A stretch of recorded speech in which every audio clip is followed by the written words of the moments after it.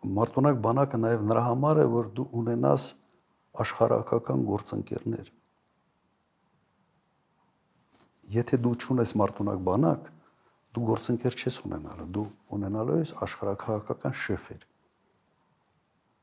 Տարբերությունը էական է։ Դու դառնալու ես, եթե դու բանակ ունես, դու կիսում ես ինչ որ հարցեր քո գործընկերոջ հետ։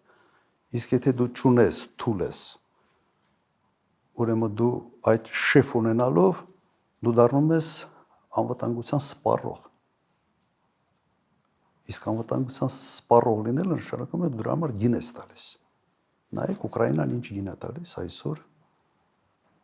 Հենց այն պատճառով, որ ինքը կռվում է, բայց ամբողջ, այսպես ասենք, այս պատերազմի հետևում արևմուտքի ռեսուրսներն են։ Եվ այսօր Ուկրաինայի ընտերքը արդեն զալոգ, որ ժողովուրդը հասկանա ինչ բառը, զալոգ է դրած այդ